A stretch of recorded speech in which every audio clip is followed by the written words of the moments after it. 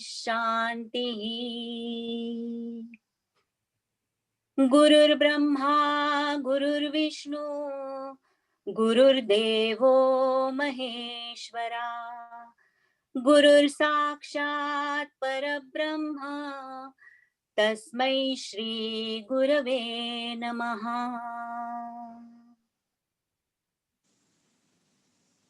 तस्मै श्री गुरवे नमः. नमस्कार. ज्ञानेश्वर महाराजांना नमस्कार करून आपण आजचा कार्यक्रम सुरू करूया. तर आधी माझी ओळख करून देते.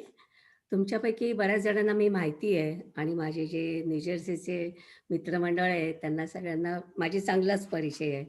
पण जे नवीन लोक आहेत त्यांच्यासाठी सांगते. तर मी निलिमा कुलकर्णी, मूळची मी नागपूरची आहे आणि मी म्हणते तसं माझं दुसरं माहेर न्यूजर्सी आणि आता 2 वर्षापूर्वी आम्ही व्हर्जिनियामध्ये आलो आहे. व्यवसायाने I am a R-T professional, आता रिटायर झाली आहे आणि मराठी लेखनाची आवड आहे आणि मराठी आवडतं म्हणून BSc मॅथमॅटिक्स केल्यावर मी मराठीत MA केलं आणि MAला आम्हाला ज्ञानेश्वरीचा एक अध्याय होता.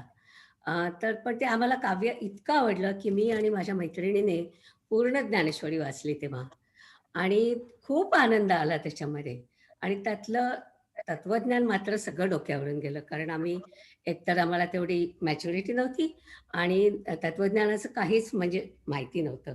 त्यामुळे तत्वज्ञानाचा भाग त्याच्यातला मिस झालेला होता. पण काव्य खूप खूप आवडलेलं होतं. माझं दुसरं सांगायचं म्हणजे मी कर्मठ कुटुंबात वाढले. त्यामुळे रोज काहीतरी पूजा, अर्चा, पण त्याचा अर्थ कोणी सांगायचं नाही. तर आपल्या धर्माच्या तत्वज्ञानाबद्दलची माझी उत्सुकता तशीच कायम राहिली आणि कुठे शिकावं हेही कळत नव्हतं आणि पुढे संसारात गुरफटल्यावर अनेक वर्ष निघून गेली. शेवटी 2008 मध्ये स्वामी दयानंद सरस्वती यांच्या आर्षविद्या गुरुकुलम या संस्थेमध्ये मी वेदांताचे कोर्सेस घ्यायला सुरुवात केली. त्यांचे कोर्सेस पण ते उपनिषदाचे कोर्सेस असायचे, ते 8-9 आठवड्याचे असायचे आणि नोकरीमुळे मर्यादा होती. म्हणून मग मी 2013 साली रिटायर झाले आणि गुरुकुलमच्या वेगवेगळ्या शाखांमध्ये, कधी तामिळनाडूमध्ये अनिकेटी नावाचं गाव आहे तिथे आश्रम आहे, त्या आश्रमात आणि काही वेळेला ऋषिकेशला आश्रम आहे, त्या आश्रमात राहून मी वेदांत शिकले. तर काही कोर्सेस इथे सेलसबर्गमध्ये पण घेतले न्यूजर्सीला आणि काही ऑनलाईन असे करत शेवटी माझी सगळी म्हणजे आपली जी 11 महत्त्वाची उपनिषदं आहेत, ती सगळी शिकून झाली आणि देवाच्या कृपेने इतर प्रकरण ग्रंथ ज्याला म्हणतात, जसं पंचदशी आहे, योग वशिष्ठ आहे, तत्वबोध आहे, हे प्रकरण ग्रंथ पण शिकून झाले. आणि 2008 मध्ये न्यूजर्सीच्या काही आमच्या अभ्यासू आणि अतिशय विद्वान मित्रांबरोबर ज्ञानेश्वरीचा पूर्ण अभ्यास झाला. अर्थात आम्ही महिन्यातून एकदाच भेटत होतो. त्यामुळे आणि गप्पा-गोष्टी पण व्हायच्या. त्यामुळे आम्हाला 9 वर्ष लागली ते सगळं संपवायला आणि त्यावेळेस ज्ञानेश्वरी कळली असं वाटतंय. पण आणि शिवाय मला म्हणजे अमृतानुभव हा ज्ञानेश्वरांचा अतिशय अवघड ग्रंथ पण शिकायची संधी मिळाली. तर हे माझं बॅकग्राऊंड झालं. आता आम्ही जेव्हा इथे आलो तेव्हा मागच्या वर्षी मी एक ज्ञानेश्वरीचा आज म्हटलं तसाच एक ग्रुप तयार केला आणि तो त्यांच्याबरोबर अभ्यास करताना मला आणखी उकलत जातंय असं वाटतंय आणि खरं म्हणजे ज्ञानेश्वरी हे अगदी ज्ञानाचं भांडार आहे. काव्याच्या रसाने ओथंबलेलं आहे आणि ज्ञानेश्वरांनी जे म्हटलंय, की माझा मराठाची बोलू कौतुके, परी अमृतातेही पैजा जिंके. तशी अक्षरशः अतिशय मधुर, अतिशय रसाळ आहे.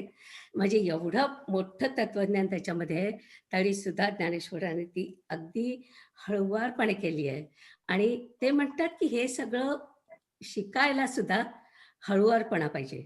आणि किती हळुवारपणा पाहिजे, की कवीची एक कल्पना आहे चकोर. चकोर म्हणजे नुसतं चंद्राचं चांदणं पिऊन राहणारा पक्षी अशी एक कल्पना आहे. तर ते म्हणतात चकोर तलगे म्हणजे चकोराच्या पिल्लासारखं आपलं मन हळुवार पाहिजे. तरच हे सगळं अ, एरवी नाताळी आघावी गोष्टी होईल एरवी म्हणजे तसं नसेल तर सगळं हे नुसतं मुक्या बहिऱ्याच्या गोष्टीसारखं होईल. तर आपल्याला आपलं मन अतिशय हळूवार करून हे सगळं शिकायचं आहे. आणि मला खात्री आहे, की हे पुन्हा एकदा तुमच्याबरोबर वाचताना मला नक्की काहीतरी नवीन शिकायला मिळेल. हा ॲक्चुअली माझा एक उद्देश आहे. दुसरा उद्देश म्हणजे आपल्या धर्मात असं सांगितलंय, आपल्या धर्मातले जे 4 आश्रम सांगितले आहेत, त्याच्यामध्ये प्रत्येक आश्रमातलं काहीतरी कर्तव्य सांगितलंय. त्याप्रमाणे आश्रमामध्ये आपल्याला जे काही येतंय, जे काही आहे आपल्याजवळ, ते समाजाला परत द्यायचं. हे आपलं स्वकर्म आहे असं सांगितलंय. तर अर्थात माझ्या गुरूंकडून, माझ्या आचार्यांकडून मला जे काही शिकायला मिळालं, त्यात ज्ञानेश्वर महाराजही आहेत. त्यांच्याकडून मिळालेलं ज्ञान मी फक्त तुमच्यापर्यंत पोहोचवते, एवढीच माझी भूमिका आहे. आणि आता परमेश्वराला प्रार्थना करून आणि आपल्या गुरूंना आणि ज्ञानेश्वर महाराजांना नमस्कार करून आपण आपल्या सत्संगाला सुरुवात करू. आधी माझी जशी ओळख केली, तसंच मी आणखीन मला जे मदत करतायत त्यांची आधी ओळख करून देते. पहिले म्हणजे माझे मिस्टर रवी कुलकर्णी. तुमचा व्हिडिओ येतोय का? नाही, नाही. नुसतं बोला चालेल. हां. नमस्कार. मी रवी कुलकर्णी. ओके. हा जो आपण ज्ञानेश्वरी वाचायचा जो उपक्रम सुरू करणार आहोत, ओके. त्याच्यामुळे आम्हा सगळ्यांना खूप एक्साइटमेंट आली आहे. ओके. पहिल्यांदा आम्ही ज्ञानेश्वरी निलिमाने सांगितलं, तसं पहिल्यांदा आम्ही न्यूजर्सीमध्ये महिन्यातनं एकदा भेटून पूर्ण ज्ञानेश्वरी वाचली आणि ती संपवायला आम्हाला 9 वर्ष लागली. ओके. इथं आल्यानंतर आम्ही पुन्हा एक ग्रुप बरोबर सुरुवात केली आणि आता आम्ही त्यांच्याबरोबर 6व्या अध्यायात आहोत. प्रत्येक वेळेला आपण जेव्हा ज्ञानेश्वरी वाचतो तेव्हा त्यातून आपल्याला काहीतरी नवीन मिळतं आणि मी याच्यात 2 गोष्टी बघत असतो. एक म्हणजे ज्ञानेश्वरांनी जे काव्य रचलंय त्यातली जे काव्यातली जी सुंदरपणा आहे तो आपण बघतो आणि दुसरी गोष्ट प्रत्येक वेळा वाचताना त्यातलं तत्वज्ञान आणि फिलॉसॉफी दोन्ही आपल्याला बघायला मिळतं. ओके. सर, तुम्हा सगळ्यांच्या बरोबर पुन्हा अभ्यास करण्याची संधी मिळाली आहे त्याबद्दल तुमच्या सगळ्यांचा मी आभारी आहे. थँक्यू. निलिमा. हो.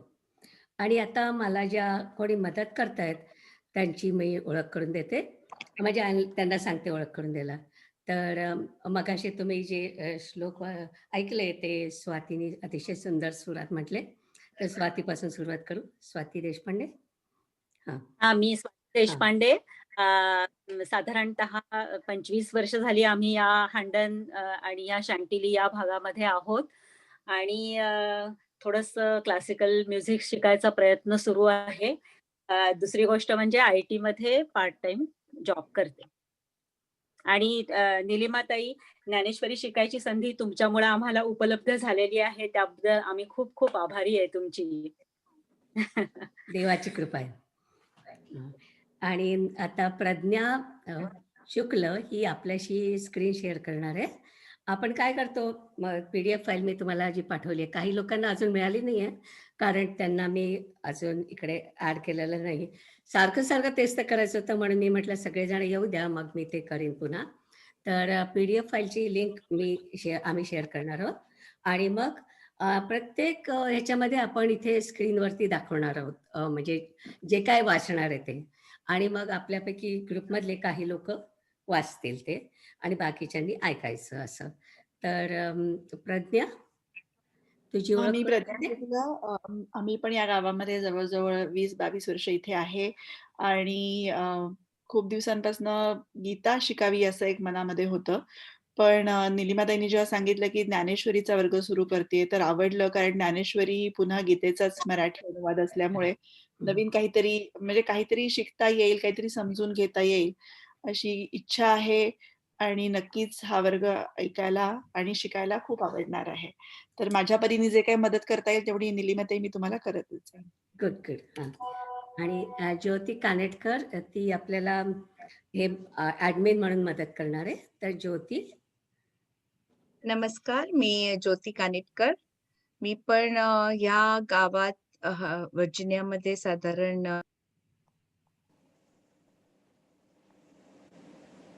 हॅलो? सॉरी. हां, नाही तुम्ही मला म्यूट केलं. मी अनम्यूट केलं तरी तुम्ही मला म्यूट केलं. अरे सॉरी. No worries. दोन्ही झालं. मी ज्योती कानेटकर. मी पण ह्या गावात एक 25 वर्ष आहे. आणि अ, मी खरी काही आध्यात्मिक वगैरे अशी अजिबात नाहीये. पण एकदा मी केव्हा तरी माझी आई ज्ञानेश्वरी शिकत असताना मी इंडियात गेले होते तेव्हा जसं एखादं ज्ञानेश्वरीचं पान उघडलं आणि तेव्हा वाचलं त्याच्यातला एक श्लोक आणि अर्थ आणि म्हटलं की दिस इज सो इंटरेस्टिंग. खरं आपल्या संसारिक लाईफवर म्हणजे आता आपल्या आयुष्याच्या जीवनावरच हे सगळे ज्ञानेश्वरी आहे. आणि म्हटलं हे खरं आपल्याला लहानपणापासून शिकवायला हवंय. म्हणजे मग जेव्हा खरं आपल्याला सगळं कन्फ्युजन असतं आयुष्यामध्ये तेव्हा तुम्हाला ते ज्ञान आलेलं असेल तर तुम्ही त्याच्याकडे डोळसपणे बघाल.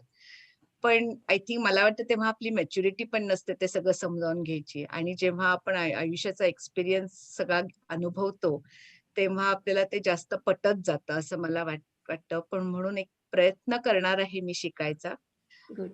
आणि मी मॉन्टेसरी टीचर आहे आणि डॉक्टर मॉन्टेसरीची पण philosophy is very much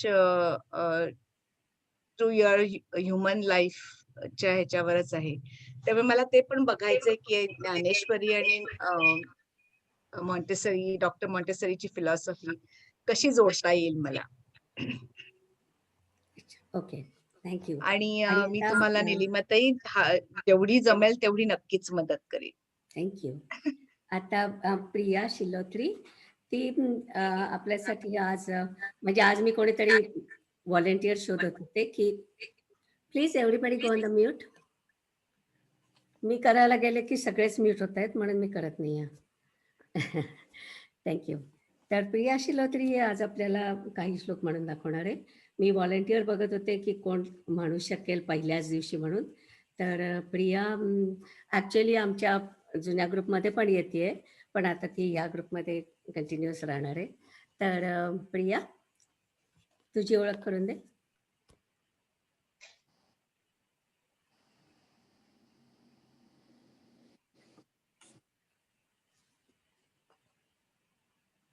Priya शिलोत्री.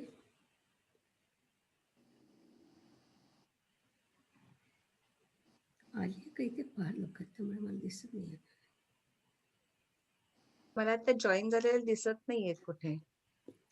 काय झालं माहित नाही. मी बघते तिने कदाचित मला मेसेज पाठवला असेल. नाही. ओके. आज सुद्धा आपण तिची पुन्हा कधीतरी ओळख करू. आज खरं म्हणजे मला सगळ्यांची ओळख करून घ्यायची होती पण त्याच्यामध्ये तुमचा एवढा रिस्पॉन्स आलाय की सगळ्यांची ओळख करून घेणं अशक्य नाही. पण जसं काय दरवेळी 4-5 जणांची अशी आपण करूया ओळख. आता आपण जवळजवळ 3 वर्ष एकत्र काम करणार आहे आणि आजच्या ह्याच्यामध्ये मग शेवटी बघूया आपण काय करायचं ते. तर आता मी विषयाची ओळख करून देते.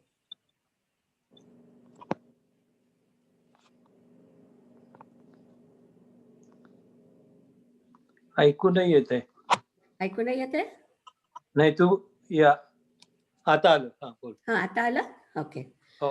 हा तर मला असं म्हणायचं की मागाशी ज्योती म्हणाली किंवा मी सांगितलं तेव्हा की आपल्या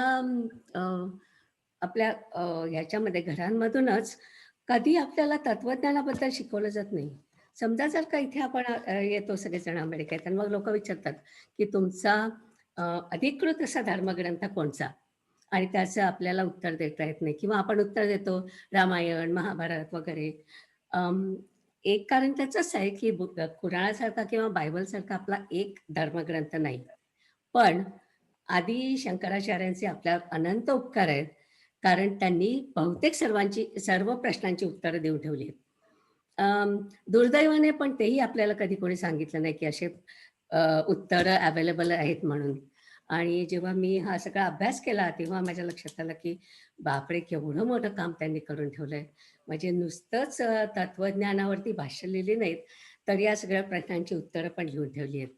तर त्यातलं उत्तर म्हणजे आपल्या धर्माचं तत्वज्ञान ज्यात आहे, ते अधिकृत असे ग्रंथ आहेत, त्यांना प्रस्थानत्रयी म्हणतात. त्रयी म्हणजे 3.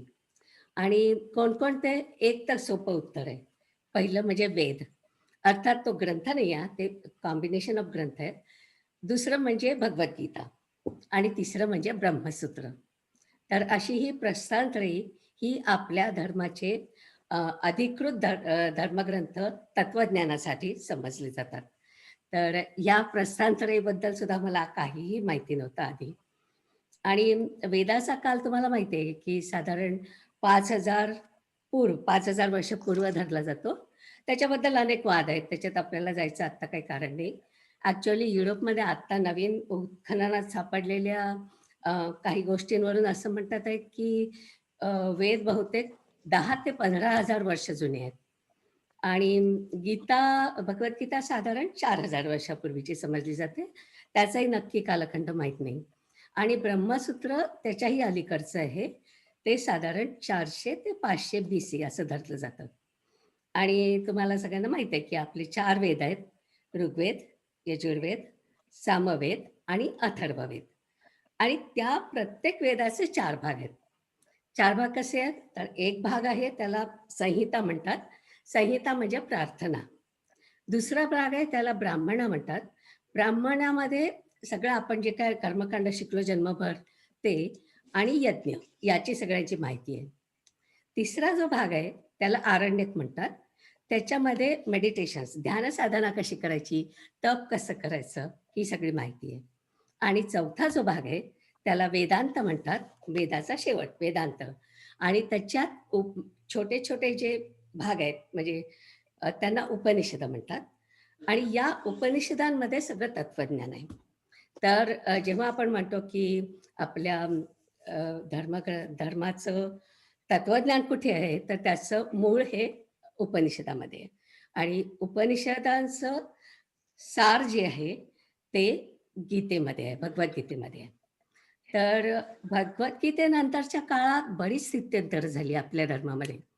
बुद्ध आणि जैन धर्माचं ऐकून आपल्या वैदिक धर्म चुकीचा कसा आहे, असे सांगणारे खूप पंथ निर्माण झाले. मग त्यांच्या मतांचं खंडन करून बादरायण याने ब्रह्मसूत्र लिहून पुन्हा वेदाचा पुरस्कार केला. आपण म्हणतो बादरायण संबंध लावला वगैरे, तर त्यांनी खरोखरच म्हणजे न्याय ज्याला म्हणतात, तशा प्रकारचे आर्ग्युमेंट्स करून आपल्या म्हणजे आधी जे लोकं म्हणत होते, की धर्म चुकीचा आहे तुमचा, त्यांचे सगळे मुद्दे खोडून काढले आहेत बादरायण यांनी. तर त्याला ब्रह्मसूत्र म्हणतात. म्हणून वेद, आणखीन म्हटलं तसं भगवद्गीता आणि ब्रह्मसूत्र हे आपले 3 अधिकृत धर्मग्रंथ समजले जातात, असं शंकराचार्यांनी लिहून ठेवलं आहे. कारण सगळं आपलं जे तत्वज्ञान आहे ते त्याच्यात आहे. त्यानंतर पुन्हा वैदिक धर्मात अनेक पंथ निर्माण झाले. ॲक्चुअली एकूण 8 विचारधारा निर्माण झाल्या आणि कर्मठ लोकांचं स्तोम माजलं नेहमीप्रमाणे. आणि पुन्हा सामान्य जनता आणखीनच गोंधळली. त्यानंतर 8व्या शतकात शंकराचार्यांचा जन्म झाला. आदी शंकराचार्यांबद्दल बोलते मी. तर आदी शंकराचार्यांचे गुरु गोविंदपाद यांना त्यांच्याकडे ते शिकायला गेले ते वयाच्या 8व्या वर्षी. म्हणजे केरळमधून त्यांच्याकडे पायी चालत गेले तामिळनाडूमध्ये. आणि 8 ते 12 वर्षापर्यंत शंकराचार्यांनी हे सगळं म्हणजे आपले वेद पूर्ण शिकले. त्यांनी जे काही आपल्या इथे शिकवतात ते. तर गोविंदपादांनी त्यांना सगळं शिकवलं आणि त्यांनी ते ज्ञान संपादन केलं. आणि गोविंदपादांचं त्यावेळेस दुसरं एक काम सुरू होतं, की त्यांना एका गुहेत पानांवर लिहिलेले मूळ ग्रंथ सापडले. आणि म्हणजे असे नुसते असे कचऱ्याच्या कचऱ्यासारखे सापडले. तर ते सगळे काढून ते संकलित करून आणि संपादन करून कधी-कधी असं त्यांचं काम सुरू होतं. तर वयाच्या 12व्या वर्षी गोविंदपादांनी हे त्यांचं जे काम होतं त्याच्यामध्ये शंकराचार्यांना घेतलं आणि एकूण 135 उपनिषदं शंकराचार्यांनी संकलित आणि संपादित केली आहेत. आणि त्यातले 11 उपनिषदं जे आहेत त्याच्यावरती त्यांनी भाष्य लिहिलं आहे. भाष्य म्हणजे पुढच्या आठवड्यात माझं व्याख्यानमाला आहे. त्याच्यामध्ये तैत्तिरीय उपनिषदावरती मी बोलणार आहे आणि तैत्तिरीय उपनिषदावरती शंकराचार्यांचं जे भाष्य आहे त्याच्या आधाराने मी बोलणार आहे. अतिशय सुंदर पद्धतीने त्यांनी हे उपनिषद समजून सांगितलंय. काय की उपनिषद ही खूप क्रिप्टिक आहेत. तर त्यांचं म्हणजे वर्णन केल्याशिवाय ते समजतच नाही. तर वयाच्या 12 ते 16 वर्षापर्यंत ही प्रचंड कामगिरी आदी शंकराचार्यांनी केली आणि त्यांनी शांकर भाष्य लिहिली. तर आणि त्यांनी शांकर भाष्य लिहिली आहे म्हणून ही 11 उपनिषदं महत्त्वाची समजली जातात. ईशावास्य, केन, कठ, प्रश्न, मुंडक, मांडुक्य, ऐतरेय, तैत्तिरीय, छांदोग्य, बृहदारण्यक आणि श्वेताश्वत्तर ही 11 उपनिषद आहेत. आणि त्याच्यानंतर मग ते भारतभर प्रवासाला गेले आणि अनेक लोकांशी वाद घालून पुन्हा त्यांच्याबरोबर म्हणजे मीटिंग्स घेऊन त्यांनी आपल्या धर्माचं महत्त्व पुन्हा सिद्ध केलं. त्यांनी 4 दिशांना 4 मठ तयार केले आणि साधे साधे प्रश्न जसं आत्ता म्हटलं की तुमच्या धर्माचे अधिकृत ग्रंथ कोणते, अशी जे काही प्रश्न येतात लोकांना त्या सगळ्या प्रश्नांची उत्तरं लिहून ठेवले. आणि शंकराचार्यांनी म्हणजे हे सगळं लिहून ठेवलं आहे. त्यामुळे त्याची म्हणजे आता आपल्याला ते सगळी उत्तरं उपलब्ध आहेत. पण ते सुद्धा आपल्याला माहिती नव्हतं. मला तर 2008 पर्यंत माहिती नव्हतं. आणि त्याच्यानंतर पुन्हा 800 मध्ये ते होते आणि 1200 मध्ये ज्ञानेश्वर महाराज होते.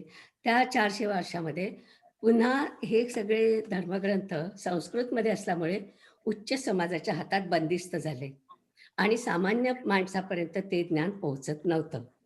म्हणून ज्ञानेश्वरांनी त्या काळामध्ये भगवद्गीता जी आहे त्याचं मराठीत सांगितलं. म्हणजे अक्षरशः बसून असं लोकांच्या समोर बसून सांगितलं आणि त्यांनी जे काय सांगितलं ते सच्चिदानंद बाबांनी लिहून घेतलं आणि ते जो लिहून झालेला ग्रंथ होता त्याला त्यांनी भावार्थ दीपिका असं नाव दिलं आणि नामदेव महाराजांनी त्याला ज्ञानेश्वरी म्हणायला सुरुवात केलं. तर ती ज्ञानेश्वरी आता आपण शिकणार आहोत. म्हणजे बेसिकली ज्ञानेश्वरी हे भगवद्गीतेवरचं भाष्य आहे आणि हे सगळं भाष्य शंकराचार्यांच्या गीतेवरील भाष्यावर आधारित आहे. म्हणून ज्ञानेश्वर महाराज अनेकदा भाष्यकार म्हणून त्यांचा उल्लेख करतात. भाष्यकारा ते वाटपुसतू, मी हे सांगतोय असं ते म्हणतात. तर ते जेव्हा म्हणतात भाष्यकारा ते वाटपुसतू त्याचा अर्थ शंकराचार्यांचं जे भाष्य आहे त्याच्यावर आधारित मी हे बोलतोय असं त्यांनी सांगितलं. तर आता ही प्रस्तावना झाली आणि आपण ॲक्च्युअल ज्ञानेश्वरी सुरू करण्याच्या आधी आपण ते कसे करणार आहे तर ते सांगते. मामा दांडेकर यांनी जी ज्ञानेश्वरीची प्रत म्हणजे मराठीत भाषांतर केलं आहे. ही प्राचीन मराठी आहे ज्ञानेश्वरांची आणि आपल्या मराठीमध्ये भाषांतर त्याचं केलं आहे मामा दांडेकरांनी. तर ती प्रत आपण वाचणार आहोत आणि त्याची PDF फाईल मी त्याची लिंक टाकली आपल्या ग्रुपवरती, पण मी पुन्हा टाकेन. तर त्या PDF फाईलमधून तुम्ही काय करायचं की तुम्ही त्या PDF फाईल डाउनलोड करून घ्यायच्या आपल्या कम्प्युटरमध्ये आणि म्हणजे मग तुम्हाला त्या घरी वाचता येतील. पण आपण ह्या सत्संगामध्ये जेव्हा वाचणार आहोत तेव्हा मी मगाशी म्हटलं तसं त्या PDF फाईलमधून प्रज्ञा आपल्या स्क्रीन शेअर करणार आहे. तर बघूया 1 मिनिट तिला करता येतोय का आज. प्रज्ञा तुला करता येणार आहे का? पण तुझा व्हिडिओ बंद आहे ना म्हणून विचारते. ट्राय करते?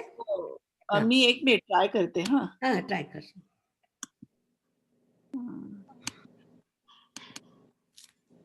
होतंय. दिसतंय तुम्हाला? हो, दिसतंय. तर तू 2 पाने एकदम उघड. 1 मिनिट हां, म्हणजे याचं पान आहे ना, जे अध्याय पहिल्याचं पान आहे ना, ते उघड. हो. राईट. मे बी अध्याय पहिल्याचं दुसरं पान उघड म्हणजे कळलं. हां. बघा आता हे आपणच उघडणार आहोत आणि ती बरोबर त्याच्यामध्ये सेट करेल. तर हे तुम्हाला दिसेल स्क्रीनवरती सगळ्यांना आणि याच्यामध्ये आपण ज्या कोणाची तयारी असेल, आता म्हटलं तसं प्रिया वाचणार आहे, तर ज्या कोणाची तयारी असेल नाही का दुसरं पान घे का म्हणजे आपल्याला एकीकडे हे दिसेल. हां. पहिले श्लोक दिसत नाहीये त्याच्यामध्ये. मला कळत नाहीये काय हां, आहे. हां. पहिले श्लोक पहिल्या पानावर आहे ती आहे. हां, ठीक आहे, हां, हां. ठीक आहे. व्हॉटएव्हर हां. तर बघा हे असं आहे ना, तर एनिवे मी फक्त दाखवते की कसं आहे. तर त्याच्यामध्ये एका बाजूला भाषांतर येतं आणि दुसऱ्या बाजूला हो. ओव्या येतात. आणि याच्यात थोडं खाली जा. ओव्यांच्या तिथे थोडं खाली जा प्रज्ञा. 38 नंतर श्लोक आहे. हां. नाही थोडं आणखी खाली जा. त्याच्या अगदी मला वाटतं शेवटी आहे श्लोक. हो, तुम्हाला दिसतोय का 38 पान? नाही, नाही 38वा श्लोक तरी 38वा श्लोक 38 तुम्हाला एवढी दिसतोय का? दिसतीये. तर मला वाटतं त्याच्यात आणखी थोडंसं खाली नाही. आणखी मे बी दुसरं पान उघडायला पाहिजे. पुढचं पान. नेक्स्ट एकच मिनिट हां. हां, दुसरं पान काढा चालेल. मला त्यांना श्लोक दाखवायचा आहे गीतेतला. हो. पुढच्या पानावरती जाऊ का मग? हो. हं. पुढची 2 पानं. हां, हे बघा. तर आता इथे तुम्हाला श्लोक दिसतोय ना मध्ये 14व्या याच्यानंतर, राइट? तर तसं आपण करणार आहे, की आधी काय करायचं, की हा गीतेचा श्लोक वाचायचा. तर श्लोक वाचायचा म्हणजे जर का त्याच्यामध्ये आता समजा भीष्माभिरक्षितम अशी संधी आहे, तर तेवढं मी सांगेन, की भीष्म अभिरक्षितम अशी त्याची संधी आहे. तर त्या संधी मी तुम्हाला सोडून दाखवेन आणि नंतर श्लोक वाचायचा. नंतर त्या श्लोकाचा अर्थ वाचायचा. तर या डाव्या पानावरती त्या श्लोकाचा अर्थ असेल आणि मग त्या श्लोकाच्या अर्थाच्या खाली ओव्यांचा अर्थ आहे. तर तो ओव्यांचा अर्थ आपण वाचणार आणि मग आपण ओव्या वाचणार. कारण काय आहे, की जेव्हा आपण ओव्यांचा अर्थ आधी वाचतो, तेव्हा त्या याच्यातलं मराठी कळायला आपलं थोडं सोपं जातं ओव्यांमधलं. म्हणून असा क्रम घेतलाय. तर अशा क्रमाने एक-एक जण वाचेल, ज्यांची तयारी असेल त्यांना. मी काही सगळ्यांना फोर्स करणार नाही वाचायला. तर आज जसं प्रिया म्हटली, की आज ती वाचू शकते. तसं तुमची जेव्हा तयारी असेल वाचायची, मोठ्याने वाचायची, त्या दिवशी मी तुम्हाला म्हणेन, की ओके आता तुम्ही या ग्रुपमध्ये या आणि आपण वाचा. ज्यांना नाही शक्य वाचायला किंवा ज्यांना म्हणजे अ, ही तुमची इच्छा आहे ना, तर समजा जर का तुम्हाला तसं शक्य नसेल, तर आपण तरी पण ठीक आहे, तुम्ही नुसतं ऐकू पण शकता. फक्त जर का तुमची जेव्हा-जेव्हा तुमची पुढचं म्हणजे वाचण्याची तयारी असेल, तेव्हा फक्त WhatsAppवरती मला सांगा, की I am ready to read something like that. म्हणजे मग मला कळेल, की कोण-कोण वाचणार आहे म्हणून. आणि जर का आपल्याला आता सध्या आपल्याकडे मला वाटतं किती 42 लोकं आहेत आज? आज जवळ-जवळ 42 जण झाली आहेत. तर जर का आपल्याला वाचणारी लोकं इनफ मिळाली म्हणजे 16 आणि 12, 28 जरी मिळाली आपल्याला वाचणारी लोकं, तरी पण मग आपण 2 ग्रुप तयार करू. म्हणजे मग फार मोठा ग्रुप होणार नाही.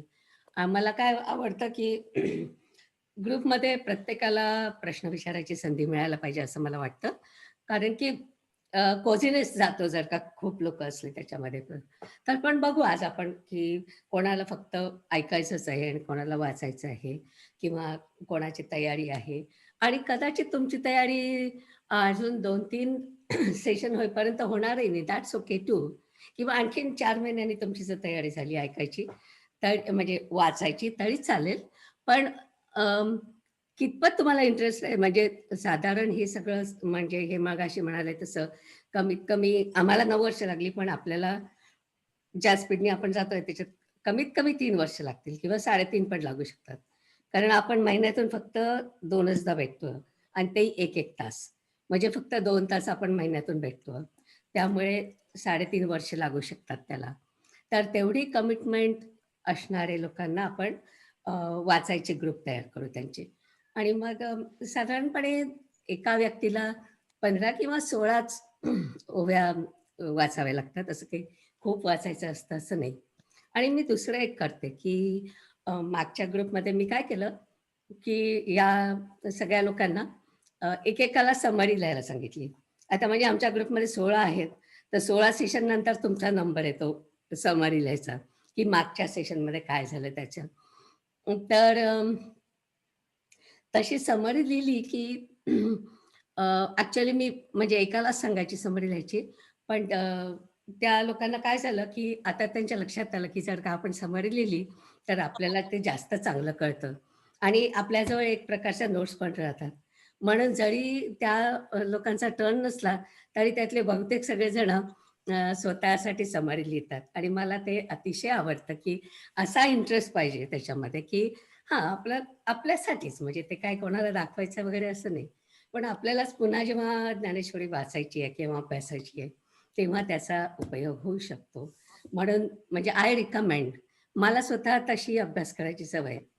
आता मी म्हटलं तसं मी उपनिषद जेव्हा शिकले, 2008 मध्ये मी ते तैत्तिरीय उपनिषदाचा पहिला भाग शिकले आणि आत्ता पुढच्या आठवड्यात मी लेक्चर देणार आहे. तर त्याच्यासाठी मला त्याचा उपयोग होतोय.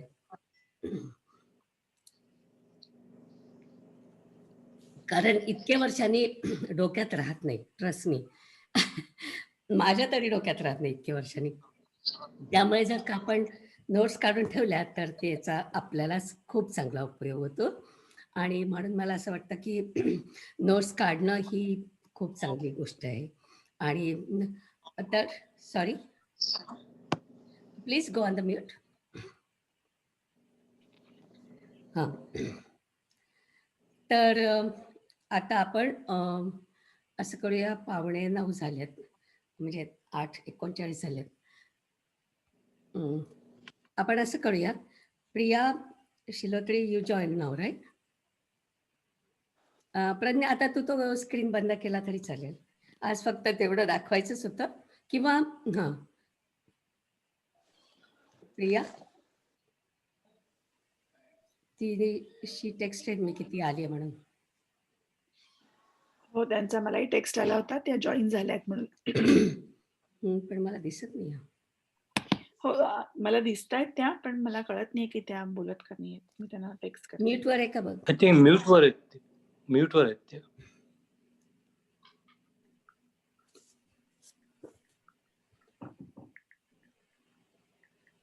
प्रिया आपण आता नुसतं 5 ओव्या म्हण, कारण आज एक सुरुवात करायची म्हणून आणि नंतर आपण काही प्रश्न असले तर ते प्रश्न घेऊ.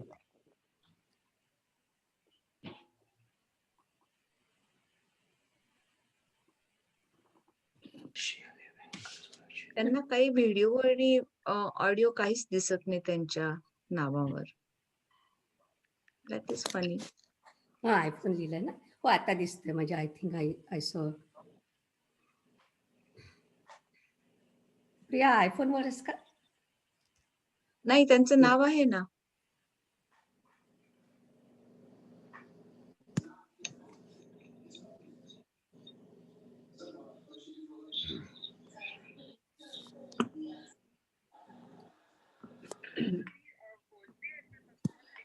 नाही, तुम्ही मला वाटतं डबल म्यूट आहात का? तुमच्या लॅपटॉप मधलं म्यूटचं बटन पण बंद आहे का?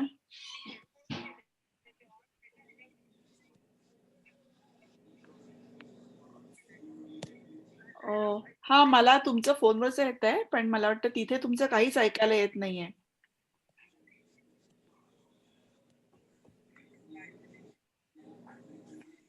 ओह!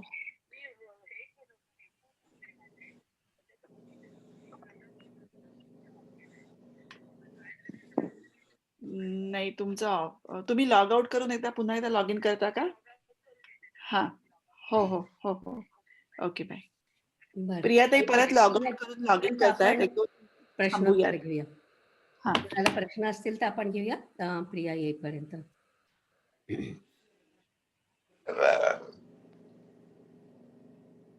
हॅलो?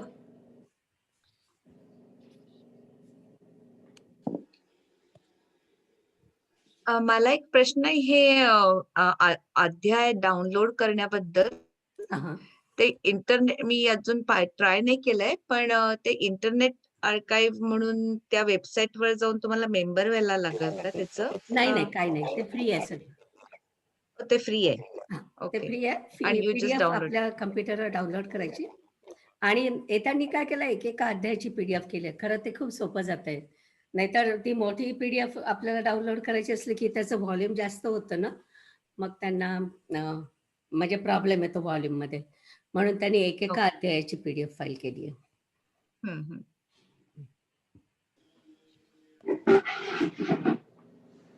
निलिमाताई, मला एक प्रश्न आहे. बोला. तुम्ही म्हणाला आता की गीता ही आदि शंकराचार्यांची ओरिजिनल, राईट? नाही, नाही, नाही. गीता नाही. हं. गीता ही ऐश्वर्या. वेदव्यासांची नाही, त्यांनी ओरिजिनल. भाष्य केलं त्याच्यावरती. त्याच्यावर असं. त्यांनी भाष्य केलं. करेक्ट. भाष्य केलं आणि ब्रह्मसूत्र हे बादरायण यांनी बादरायणचं. लिहिलं. करेक्ट. आणि मग वेद कोणी लिहिलेले आहे? हा, तर वेदाचं असं आहे की असं म्हणतात की वेद हे अपौरुषेय आहे, म्हणजे कोणीच लिहिले नाही. आता पुढच्या आठवड्यात तू जर का माझं भाषण ऐकलं तर त्याच्यावर आपण त्याच्याबद्दल बोलणार आहे. एक श्लोक आहे असा, सदाशिवसमारंभां शंकराचार्य मध्यमाम् अस्मदाचार्य पर्यंतां वंदे गुरु परंपराम. म्हणजे परमेश्वरांनी सदाशिवानी प्रत्यक्ष हे वेद सांगितलेले आहेत सनत कुमारांना, आणि मग सनत कुमारांनी बाकीच्या आपल्या शिष्यांना सांगितलं, आणि तसं करत करत त्याच्यामध्ये कुठेतरी शंकराचार्य आले, शंकराचार्य मध्यमाम, आणि त्याच्यानंतर ते माझ्या गुरूंपर्यंत आलं. म्हणून त्या गुरु परंपरेला मी नमस्कार करते, असा तो श्लोक आहे. तर म्हणजे पण आता प्रश्न येतो की ऐकू येतंय का आता? हो, आलंय. एक मिनिट थांब फक्त, मी माझं वाक्य संपवते मग बोलूया. मग म्हणशील. हा, तर अपौरुषेय म्हणून त्याला म्हणतात की वेद हे अपौरुषेय, म्हणजे कोणी लिहिलेले नाही आहेत, ते प्रत्यक्ष परमेश्वराने सांगितलेले आहे. पण मग असा प्रश्न येतो की ऋग्वेदामध्ये काय म्हणतात, दाशराज्ञ असा एक भाग आहे. तर ते दाशराज्ञ म्हणजे 10 राजांचं जे काय युद्ध झालं होतं वशिष्ठ ऋषींच्या याच्याखाली, नेतृत्वाखाली, तर त्याच्याबद्दलची माहिती. मग प्रश्न असा येतो की मग तो जो काय इतिहास आहे तो कसा वेदामध्ये आला. तर जेव्हा आपण म्हणतो की वेद हे अपौरुषेय आणि परमेश्वराने सांगितले आहे, त्याचा अर्थ त्याच्यातलं जे ॲक्च्युअल तत्वज्ञान आहे, ब्रह्माबद्दलचं जे तत्वज्ञान आहे, ते सगळं परमेश्वराने सांगितलेलं आहे. अर्थातच त्याच्यानंतर हे जे सगळं इतिहास वगैरे आला ते ऋषींनी लिहिलं आहे. आणि काही ऋषींना जेव्हा आत्मज्ञान प्राप्त झालं, आता आत्मज्ञान म्हणजे काय ते आपण गीतेमध्ये बघूच, म्हणजे ज्ञानेश्वरीत बघूच, पण त्यांना जे आत्मज्ञान प्राप्त झालं आणि त्यांना त्याच्यावरून जे काय सुचलं ते सगळं त्यांनी प्रार्थनेच्या स्वरूपात लिहिलं आहे, आणि ती प्रार्थना म्हणजे संहिताचा भाग आहे. तर त्याच्यावरून मी एक गमतीदार गोष्ट सांगते. आमचे एक मित्र आहेत आणि त्यांनी संहिताचं कोणीतरी मराठीत भाषांतर केलं आहे, ऋग्वेद संहितेचं, आणि ते असं मोठं जाडं पुस्तक आहे. तर ते आमच्या एका खूप अभ्यासू मित्र आहेत, त्यांनी वाचलं आणि मग ते माझ्याकडे आले आणि ते म्हणाले की निलिमा, याच्यामध्ये तत्वज्ञान तर काहीच नाही आहे. कारण म्हणे की नुसतं असंच लिहिलं की या देवाची प्रार्थना, इंद्राची प्रार्थना, वसूची प्रार्थना, अमकं तमकं, ते वेदातले देव जे आहेत त्यांच्याबद्दल. आणि नंतर ते वाकांबरणी जी आहे ही ऋषिका होती. वेदामध्ये म्हणजे हे संहिता पाठ लिहिणाऱ्या बायका पण होत्या, त्यांना ऋषिका म्हणतात. तर तिथे जवळजवळ 31 बायका आहेत त्याच्यामध्ये. तर ती एक वाकांबरणी नावाची जी ऋषिका होती, तिने तर म्हणे असंच लिहिलं की मी असं करते, मी तसं करते, मी चंद्रसूर्यांना हातावर खेळवते. तर म्हणे की याच्यात तत्वज्ञान कुठे आहे? मग मी त्यांना सांगितलं की तुम्ही आता जे वाचताय ती फक्त संहिता आहे. संहिता म्हणजे प्रार्थना. अर्थातच प्रार्थना काय देव स्वतः थोडीच लिहिणार आहे ना, तर प्रार्थना ही तर ऋषींनी लिहिलेलाच भाग आहे. तर म्हणजे जेव्हा आपण म्हणतो वेद अपौरुषेय आहे, त्याचा अर्थ वेदातलं सगळंच अपौरुषेय असं नाही. प्रार्थना अर्थातच लोकांनी लिहिलेल्या आहेत, ऋषींनी लिहिलेल्या आहेत. आणि याच्यातला तत्वज्ञानातला सुद्धा काही भाग प्रश्नोत्तराच्या स्वरूपातला आहे. तर तो जो आहे, म्हणजे प्रश्नोत्तर जी आहेत ती अर्थातच त्या ऋषींनी लिहिलेली आहेत. पण ते ॲक्च्युअल जे तत्वज्ञान आहे, अहम ब्रह्मास्मी किंवा तत्वमसी अशा प्रकारचं, ते परमेश्वराने दिलेलं आहे. ओके. आता आपण काय करूया, आता प्रिया मी आलेली आहे. एक मिनिट थांबा. प्रिया आता हे म्हणेल, काय आपलं 5 श्लोक म्हणेल, आपल्याला सुरुवात करायचंय म्हणून. आणि श्लोक म्हणण्यापेक्षा 5 ओव्या ती म्हणेल सुरुवातीच्या. आणि त्याच्यानंतर आपण पसायदान आणि पूर्णमद असं म्हणू, म्हणजे आपलं सेशन ऑलरेडी संपेल आणि नंतर प्रश्नोत्तरासाठी आपण थांबू शकतो. ओके. मग ज्याला कोणाला प्रश्न असेल त्यांचे सगळ्यांचे प्रश्न आपण घेऊया. हां, प्रिया तू 5 शेअर बोलणार करते ना? होतीस? हां. प्रज्ञा शेअर करते का? शेअर करू का? हां, नाहीतर मला इकडे हो, थांब ओके, थांब कर. हा. पहिल्या 5 ओव्या शेअर कर. अगं तिने शेअर केलं होतं, मी आत्ताच तिला सांगितलं बंद कर म्हणून. एक सेकंद, मी जरा वेगळ्याच विंडोवरती गेलेले आहे. ती सुरू हां. करेपर्यंत निलिमाताई ज्ञानेश्वर माऊलींना आपण नमस्कार केला आणि गुरूंना पण केला आणि देवालाही केला. पण तुम्ही आता आमच्या गुरु आहात, तर माझा सुरू करायच्या आधी तुम्हाला नमस्कार. या त्यांना केला, सगळ्यांना ते पोहोचलं. थँक्यू.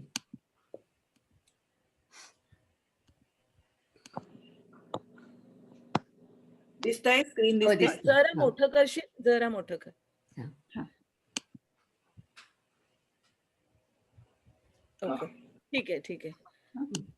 श्री आपण 5 गणेश ओव्या म्हणूया फक्त आज, कारण जास्त वेळ नाही बरं. आज. हं. बरं. श्री गणेशाय नमः. ओम नमो जियाद्या वेद प्रतिपाद्या जय जय स्वसंवेद्या आत्मरूपा देवा तुची गणेशु सकल मती प्रकाशु म्हणे निवृत्ती दासु अवधारी जोजी हे शब्द ब्रह्म अशेष तेची मूर्ती सुवेश तेथ वर्ण वपू निर्दोष मिरवत से स्मृती तेची अवयव देखा अंगिक भाव तेथ लावण्याची ठेव अर्थ शोभा अष्टादश पुराणे तिची मणिभूषणे पद पद्धती खेवणे प्रमेय रत्नांची. आता अर्थ वाचणार आहोत आपण. नाही आज नको. बर, आता पसायदान म्हणूया स्वाती. आणि हो, अ, म्हणते. म्हणजे आपलं आजचं सेशन संपलं आणि मग आपण प्रश्नोत्तर घेऊया. आणि पुढच्या वेळेला कोणाला जर का वाचायची, म्हणजे असं कम्प्युटरवर जे काय असेल ते वाचायची तयारी असेल, तर त्यांनी मला टेक्स्ट करा की मी वाचू शकते म्हणून.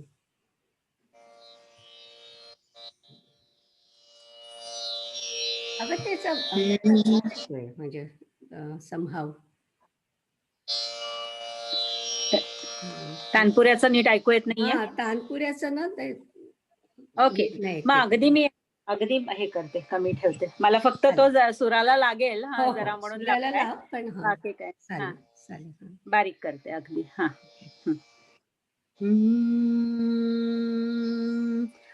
आता विश्वात्मके देवे येणे वाद्यज्ञे मी आता ज्ञानेश्वरीवर हे करते. तोषोनी मज द्यावे पसायदान हे जे खळांची व्यंकटी सांडो तया सत्कर्मी रती वाढो भूतां परस्परे पडो मैत्र जीवांचे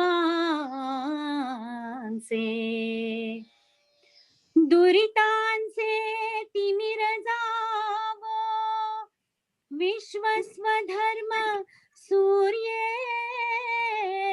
पाहो जो जे वांछील तो ते लाहो प्राणिजात वर्षत सकळ मंगळी ईश्वर निष्ठांची मांदियाळी अनवरत भूमंडळी भेट तू भूता. चला कल्पतरूंचे आरव, चेतना चिंतामणीचे गाव, बोलते जे अर्णव पियुषाचे, चंद्रमे जे अलांछन, मार्तंड जे तापहीन, ते सर्वाही सदा सज्जन, सोय रे हो तू. किंबहुना सर्व सुखी पूर्ण होऊनी तिन्ही लोकी, भजिजो आदिपुरुखी अखंडित, आणि ग्रंथोपजीविये विशेषी लोकीये, दृष्टा दृष्ट विजय हो आवेजी. येथ म्हणे श्री विशेषराव, हा होईल दान पसावो, येणे वरे ज्ञान देवो, सुखिया झाला, सुखिया झाला.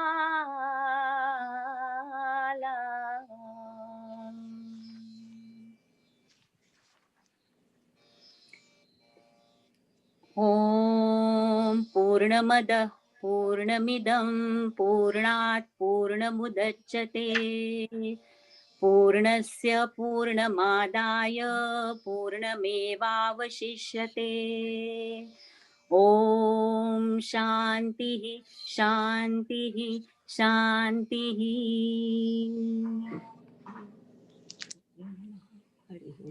खूप छान स्वाती, खूप छान. थँक्यू. Thank you thank you. आता आपण बघूया कोणाला काही प्रश्न असले तर. प्रज्ञा, तुझा स्क्रीन हे केलास तरी चालेल. हो हो करते. हा थँक्यू. छान, सुरुवात तर छान झाली. आता पुढच्या वेळी कोण म्हणू शकताय? नीलिमाताई नमस्कार. नमस्कार. सॉरी, मला जॉईन व्हायला उशीर झाला. मला समूह पहिल्यांदा इनफॅक्ट लॉग इन करता आलं नाही. There was some problem to log in. I don't know तुमचं आधी तुम्ही काय कव्हर अप केलं, पण मी तुम्हाला उद्या वगैरे डेफिनेटली कॉल करीन आणि आपण वाटल्यास हो हो चालेल चालेल. आणि मी हे रेकॉर्ड करते, मी टाकते आपल्या चॅटवर टाकते. Okay perfect. मग काय प्रश्न नाही. आणखी कोणीतरी बोलत होतं? नमस्कार नीलिमाताई, मी राजीव पेंडसे, न्यू जर्सीहून. हाय. तुम्ही मगाशी बादरायण म्हणाला. बादरायण म्हणजेच वेदव्यास ना? नाही, बादरायण हा पण एक व्यास होता. व्यास हे टायटल आहे.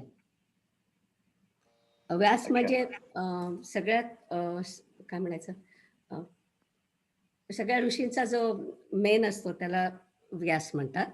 पण ज्यांनी वेद हे केले किंवा ज्यांनी भगवद्गीता लिहिली त्यांना वेदव्यास म्हणतात. आणि बादरायण हा सुद्धा व्यास होता, पण तो वेगळा. ते कृष्णद्वैपायन. ते कृष्णद्वैपायन व्यास ना, म्हणजे वेदव्यास म्हणजे कृष्णद्वैपायन ना? कृष्णद्वैपायन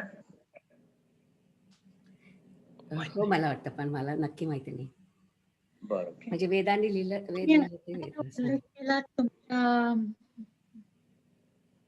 बोला. तुमच्या व्याख्यानाबद्दल तुम्ही उल्लेख केला तर ते आम्हाला कुठे ऐकता येईल का? म्हणजे हो हो, मी याच्यावर टाकते, आपल्या चॅटवर टाकते, व्याख्यानाबद्दल टाकते. आणि मला वाटतं नंदा पण पाठवतील पुढच्या आठवड्यात. नंदा पडते. रेकॉर्डिंग टाकायचं आहे, व्याख्यानाबद्दल टाकायचं. ओके. याचा आपलं म्हणजे आपण गीतेतला अध्याय घेऊन त्याच्या रेफरन्स मध्ये ज्ञानेश्वरीतले ते अध्याय आपण करणार का? म्हणजे कसं गीतेचे आणि ज्ञानेश्वरीचे अध्याय पॅरलल आहेत. म्हणजे हा. हा, तर ते आता तुम्ही पाहिलं ना स्क्रीनवर, तर मामा दांडेकरांनी काय केलंय की गीतेचा समजा पहिला अध्याय आहे, तर त्या गीतेच्या पहिल्या अध्यायातला पहिला श्लोक आहे, तर त्या त्या श्लोकाच्या अनुषंगाने ज्या ओव्या आहेत त्या खाली दिल्या आहेत. मग पुन्हा दुसरा श्लोक, पुन्हा त्याच्या अनुषंगाने येणाऱ्या ओव्या, असं त्यांनी दिलंय. ओके. तर तुम्ही ती फाईल बघितली की तुमच्या लक्षात येईल काय टेक्स्ट आहे ते, पण त्याचं 1-on-1 कोऑर्डिनेशन आहे. म्हणजे बरं. ज्ञानेश्वरी हे असं काय म्हणतात, भावार्थ दीपिका टीकाच आहे. त्यामुळे असं त्यांचं भाष्यासारखं नाहीये की सलग असं नाही आहे. त्यांचा एकेका ओवीवरचा एकेका भाग आहे. सॉरी, एकेका श्लोकावरचा एक भाग आहे.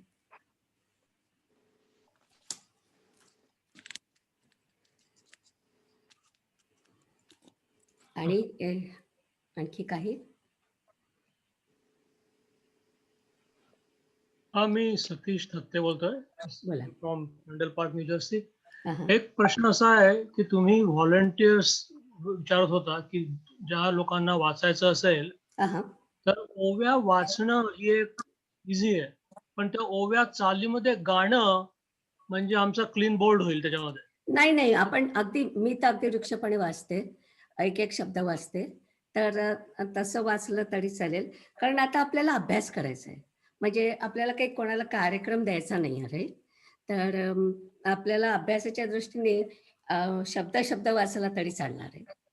आता तुम्ही पुढच्या वेळी तुमच्या लक्षात येईल की आपण कसं वाचतो ते. म्हणजे मला अजिबात आवाज नाही, आणि म्हणूनच मी स्वातीला आणि प्रियाला सांगते गायला आणि म्हणायला. तर आपल्याला अभ्यासाच्या दृष्टीने वाचायचंय. तर जोपर्यंत आपल्याला काय म्हणायचं,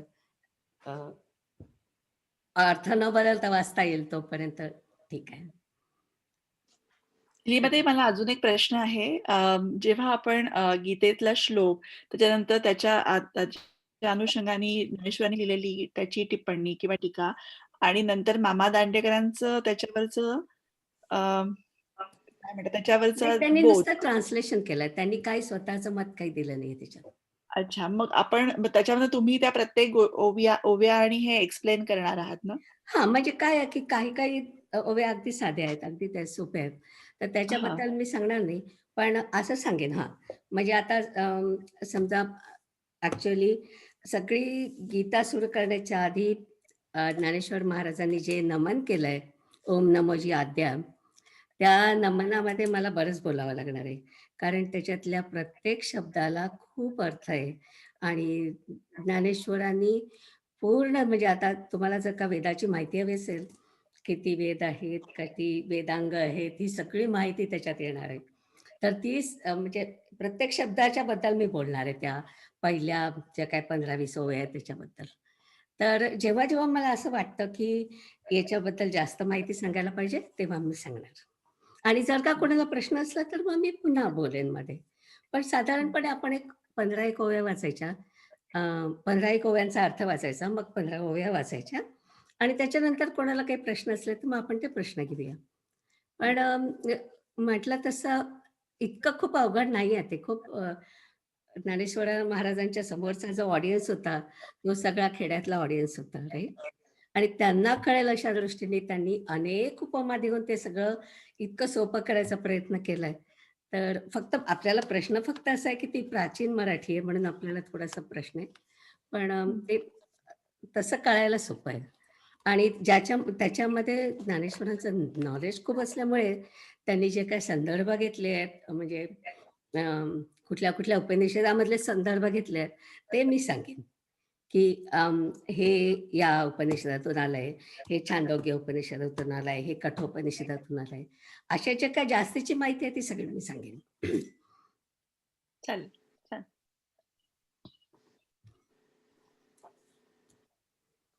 तर सतीश थत्ते, तुम्ही वाचणार का पुढच्या वेळी? पुढच्या वेळेने जरा 1-2 आठवडे जाऊ द्या, त्याच्यानंतर. चालेल. मी कोणाला असं म्हणणार नाही, कारण की तुमची तयारी पाहिजे. ज्याची तयारी होईल त्यांनी वाचायचं.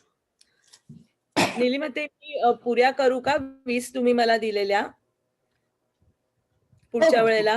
हो, पुढच्या वेळेला आपण त्याचा वाचला हां. होता, अर्थही वाचून घेतला होता सगळा. हो, तर हो, हो. यावेळेला माझं जरा स्पीकर तिने मला हे आणून दिले होते हेडफोन्स. तर ते स्पीकर्स वेगळ्या स्पीकरवर गेलं. त्यामुळे तुम्हाला माझं ऐकू येत नव्हतं आणि मी बोलत होते इकडे. त्यामुळे जरा गोंधळ झाला. पण इट्स ओके. पुढच्या वेळेला जरा जास्त ऑर्गनाइज्ड हो, हो. आणि हा पहिला दिवस आहे ना, हां. त्यामुळे असं होणारच. मी उरलेल्या 15 आहेत त्या मी करू शकेन पुढच्या हां, वेळेला नाही जर आपण पुढच्या वेळी आधी आपण त्यांनी मामांनी काय केलंय दांडेकरांनी, की त्यांनी अध्यायाची पण समरी दिली आहे आधी. हो, तर ते हं. अध्यायाच्या समरीचे 2 पान आहेत. ते आपण आधी बरोबर. वाचू आणि नंतर चालेल, पहिल्यापासून पुन्हा ओव्या वाचू. म्हणजे चालेल. आता म्हटलं तसं ओव्यांचा अर्थ वाचू आणि मग ओव्या वाचू. ओके. बरोबर. चालेल. हां. तर पुढच्या वेळी आपण ते पहिले 2 अ, सारांशाचे पानं वाचू, अध्यायाच्या सारांशाचे आणि नंतर राइट. मग ओव्या वाचू. तर साधारण बरं. 40 ओव्या म्हणून होतील. तू 20 एक वेळा म्हणणार आहेस. राइट, आणखीन राइट. मला मी तुला आणखीन एक व्हॉलंटियर पाहिजे. मी म्हणेन पुढच्या वेळेस. मी शोभा म्हणजे द्रविड. नाही. शोभा द्रविड. ओके शोभा. ओके. गुड. हां. हां. म्हणजे ते मग शोभा ताई स्क्रीनवरूनच एक वाचायचं आहे हे. त्यामुळे फक्त फक्त एकच खुलासा करते, की मी ज्ञानेश्वरी आईकडून खूप ऐकली आहे, थोडंसं पाठांतर केलंय. हां, पण हां. मी इंग्लिशमध्ये शिकल्यामुळे माझे कधी-कधी थोडेसे उच्चार हे होतात. अगदी चालेल. अ, अगदी चालेल. ते सामावून घ्यायचे. चालेल, चालेल. मग तुम्ही मी लीडर आहात. माझ्या तुम्ही आत्ता एक्सपिरियन्सवरनं सांगितलं. मी माझ्या एक्सपिरियन्सवरनं सांगते निलिमाताई खूप गोड आहेत. त्या सगळं सांभाळून घेतात. काय? निलिमाताई खूप छान सगळं सांभाळून घेतात. त्या अतिशय छान गुरु आहेत. होय. हं. चला. नमस्कार निलिमाताई, मी संग्राम देशमुख बोलतोय. हां, बोला. तुम्ही जी लिंक दिली आहे ज्ञानेश्वरीचे ते डाउनलोड करण्यासाठी, हां, तर हां. त्याच्यावर एक एकंदरीत 36 PDF फाईल आहेत. तर त्या सगळ्या आपल्याला डाउनलोड करून कधी ना नाही, कधी नाही, नाही. नाही. हां, हां. ज्ञानेश्वरी दांडेकरांची 01 to 18 तेवढ्याच करायच्या. कारण आहेत की बाकीच्या? त्याच्यामध्ये गुलाबराव महाराजांच्या पण आहेत ज्ञानेश्वरी. तर आपल्याला फक्त ज्ञानेश्वरी दांडेकर असं लिहिलेलं आहे. आत्ता तिने ते दाखवलं होतं ना. प्रज्ञा काय बरोबर, लिहिलं होतं बघितलं. त्या फाईलचं नाव? आलं लक्षात आलं. या, ज्ञानेश्वरी बाय दांडेकर 01 असं मग 02, 03 असे नंबर्स हां. आहे. आलं लक्षात. थँक्यू. हे मला माहित नव्हतं म्हणून मी सगळंच डाउनलोड केलं. 500 मेगाबाईट्स आहेत. अरे मला एक बापरे! साधारण 15 मिनिटं लागली.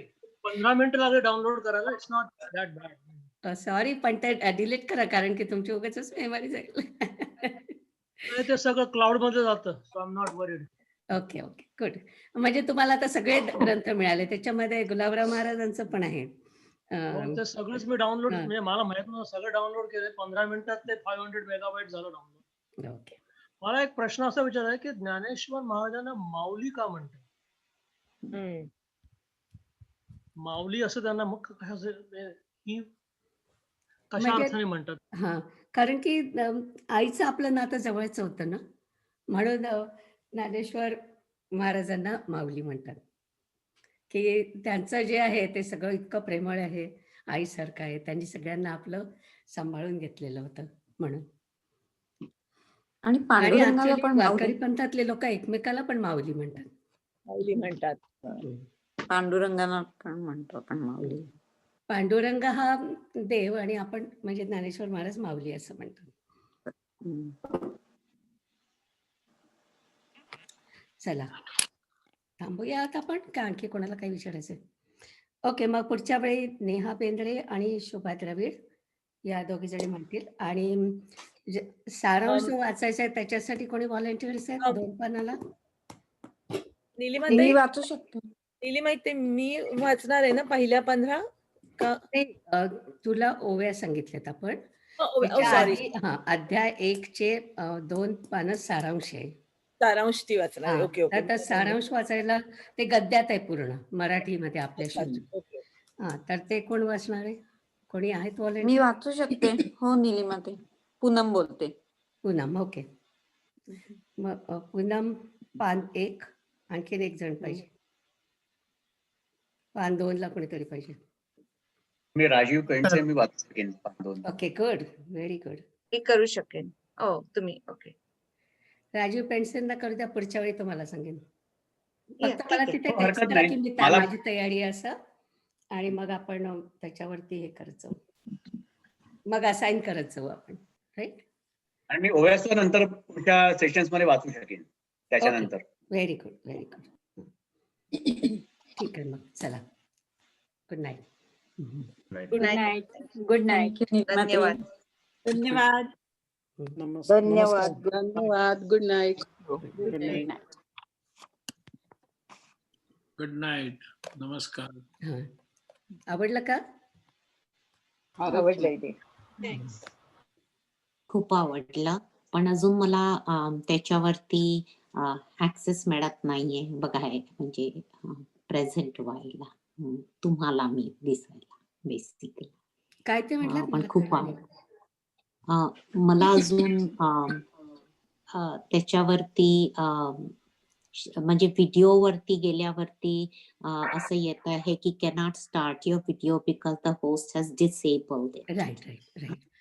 ते काय झालं की हे झूमचं नवीन सॉफ्टवेअर आलंय आणि त्याचा माझा आजचा पहिला दिवस होता, म्हणून मला ते कळत नाही की कसं सगळ्यांचा नाही, हरकत व्हिडिओ नाही. आणायचा. पण मला तुम्हाला धन्यवादच द्यायचे होते आणि खूप छान वाटलं आणि लुकिंग फॉरवर्ड टू लिसनिंग आणि अटेंडिंग. Good, good.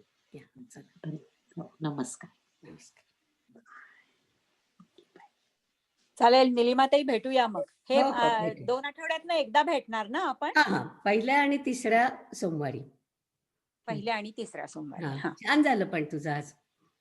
झालं का? मी आज हो, होता पहिलाच अगदी छान प्रयत्न झालं. होता. हां, हां. जरा ते तानपुरा थोडा मागं कुठेतरी लांब लावून ठेवेन, म्हणजे मग जरा